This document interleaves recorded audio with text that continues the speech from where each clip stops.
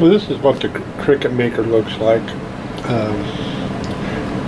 This isn't a lightweight machine. I mean, it's definitely heavy duty, and I'm going to just kind of go over a little bit about the difference between like the Cricut Maker and the Cricut Explorer machines. Now, one of the first things I did is I made this sign there on the lid of the machine that says thick materials, smooth white star rollers to the far right. And the reason for that is if you have these star rollers on here and you're putting some thick material like cardboard or styrene, these pieces will leave marks on your material. And then I also have a sneaking suspicion that if you don't move these slide to the right, and if you don't move these all the way over here to get them off of where the actual material is rolling, it might even bust those. I don't know that it would. I haven't seen anything online, but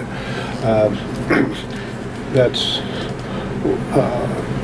the first thing I did was made that out of vinyl, stick-on vinyl. The main difference between the Cricut Maker and the Explorer is the tools that you can use on here, and I'll show you. So this is the fine point blade, and I mean the blade comes out. I don't know how it pushes it down, but this just, it doesn't move or anything. And if you'll look right here, you see the gears right there. Well, the other attachments that you can get for this, they have these gears in here. And what happens is when you put this in here, it actually will rotate this wheel around. This one's for cutting cloth. I haven't used it, but that's what that one is for. So I use this one for cutting vinyl.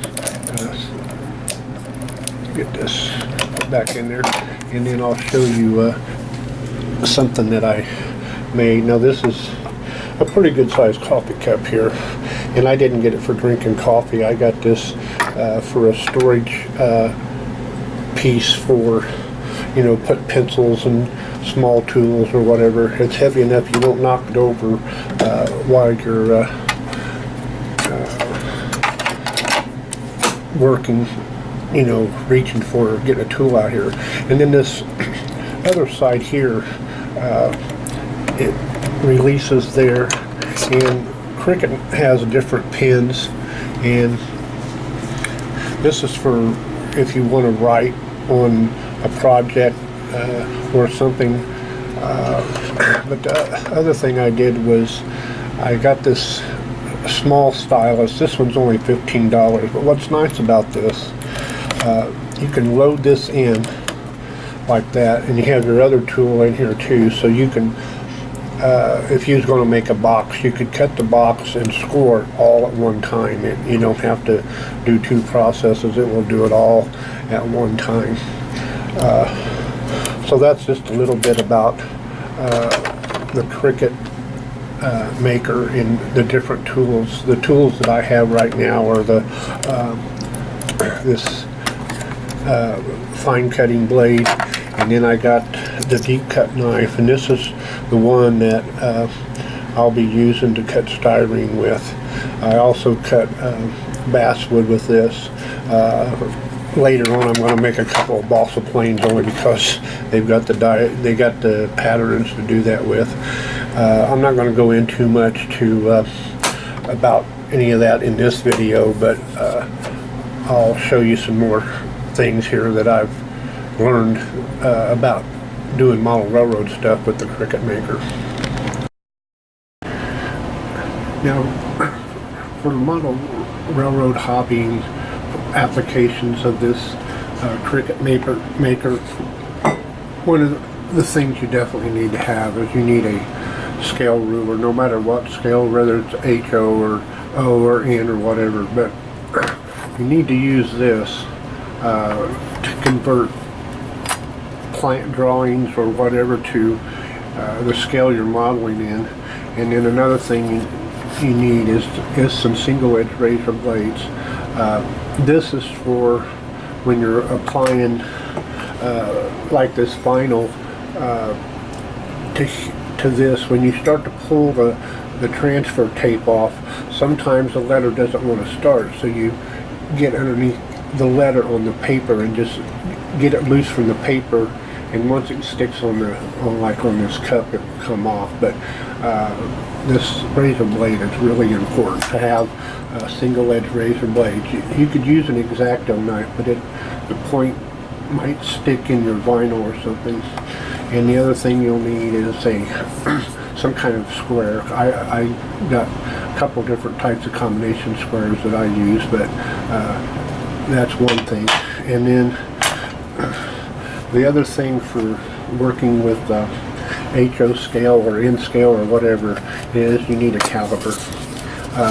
It's a Pittsburgh one. I bought this at Harbor Freight for $20. They have some that are like $15. They have the more expensive ones too, but this one is what's nice about this one. And I'll show you real quick one of the applications and why it's good to have one of these. This thing reads in 10,000ths, and that Cricut Maker will cut in 10,000ths. But say for instance that I want to make an opening for this door. Okay, on the back side of it, you see that ridge right there? So what I do is I take and put the calipers along that ridge, okay?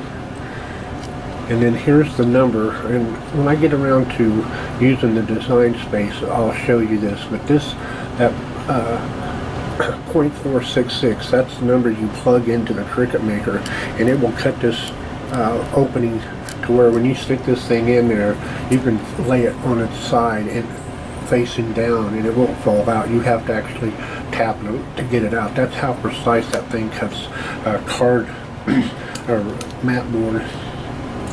So that's just kind of the introductory thing for model railroading and the Cricut Maker, just to give you an idea of the starting point. And I'll do other videos about actually using the machine and the design space and stuff, but I just wanted to get something up to kind of give you an idea of where we're going. Thanks for watching.